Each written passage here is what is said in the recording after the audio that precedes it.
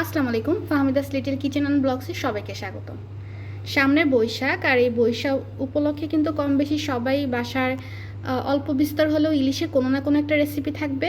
যারা সরিষা ইলিশ খেতে যাচ্ছেন আর যাদের হাতে সরিষা ইলিশ মজা হয় না বা সরিষা ইলিশ রান্না করার ক্ষেত্রে তিতো হয়ে যায়, আজকে ভিডিওটা যদি আপনারা A to Z ফলো করে রান্না করেন, আমি আপনাদের গ্যারান্টি সহ বলে দিচ্ছি একটুও তিতা হবে না এবং ইলিশ মাছের টেস্ট আপনারা বরাবর পাবেন।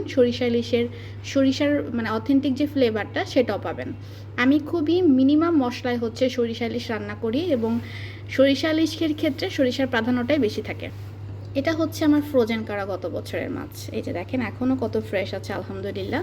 আচ্ছা, সরিষা ইলিশের ক্ষেত্রে আমি এখানে সাদা সরিষাটা ব্যবহার করেছি। এর মধ্যে অল্প কিছু কালো সরিষা দেখতে পাচ্ছেন। তো সরিষার ভিতর তো প্রচুর ময়লা থাকে, আর সরিষা ইলিশের ক্ষেত্রে আপনার যখন রান্না করবেন এই সরিষাটা মিনিমাম 2 থেকে 3 ঘন্টা ভিজিয়ে রাখবেন, একদম কম হলেও। এতে করে তিতো ভাবটা চলে যাবে। এরপর ভিজিয়ে রেখে এই যে পানিটা এটা ফেলে দিবেন। সবসময় এটা করি আমি। তো পানিটা ফেলে দেওয়ার পরে সরিষা ইলিশ তিতো হবে না সরিষা যেভাবে বাটলে। তো চলেন দেখি কি করা যায়। আচ্ছা, সরিষার যে তিতো পানিটা সেটা আমি একদম প্রপারলি ক্লিন করে ফেলেছি, ভালো মতন ধুয়ে ওই পানিটা নিংড়ে ফেলেছি।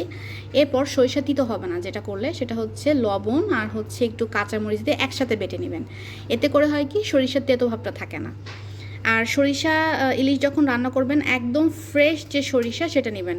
দেখা যাচ্ছে 6 মাস আগে বা 5 মাস আগের সরিষা কখনো ব্যবহার করবেন না, এতে করে তিতো ভাবটা চলে আসার সম্ভাবনা থাকে। এই টিপসগুলো, ছোটো ছোটো টিপসগুলো ফলো করলে দেখবেন যে পারফেক্ট একটা স্বাদ পেয়েছেন। আমি কয় পিসের জন্য কি পরিমাণ সরিষা লাগবে, সরিষা বাটা লাগবে, আমি সেটা ডিটেলসও বলে দিব। আর এই যে দেখতে পাচ্ছেন এই এতটুকুন মশলা আর একটু পেঁয়াজ বাটা দিব, এবং এই মশলাটাই আমি গোটা রান্নাটা কমপ্লিট করব। তো চলেন আস্তে আস্তে টিপসটা ফলো করি, রান্না করি আর দেখি যে কীভাবে রান্না করা যায়। আর মাছগুলো প্রথমে কেটে নিই। চলে আসছি রান্নার প্রক্রিয়ায়। আর সরিষা ইলিশ সবসময় চেষ্টা করবেন সরিষার তেল দিয়ে রান্না করার। তো এখানে আমি 3টা মাছ রান্না করব, 3 পিস মাছ। 3 পিস মাছের জন্য এখানে আমি 4 টেবিল চামচের মতন তেল দিয়ে দিয়েছি।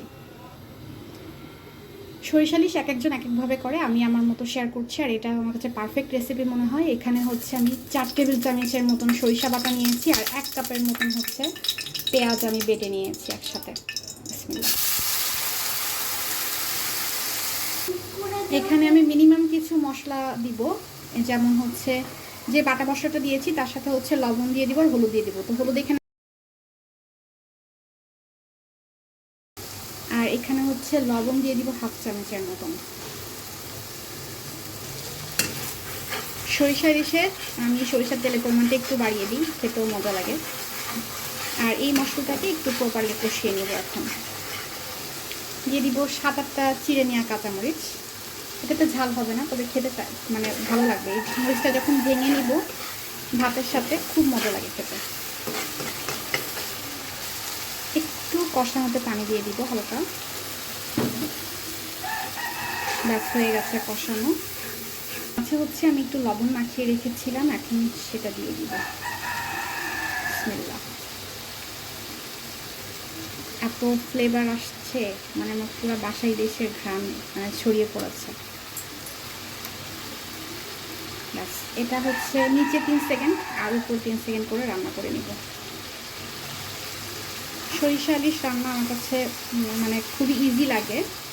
ইলিশ মাছের যে কোনো রেসিপির মধ্যে আমার কাছে সরিষা ইলিশটাই মজা এবং খুব বেশি সহজ মনে হয়।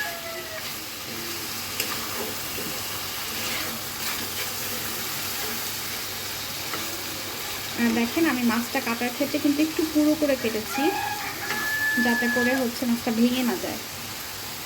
যেহেতু সরিষা ইলিশের ক্ষেত্রে মাছটা কাটা দিতে হয়, তো সেই ক্ষেত্রে মাছটা কাটার ক্ষেত্রে এই টিপসটা আপনারা ফলো করবেন যে একদম পাতলা করে কাটবেন না, একটু পুরো করে কাটবেন।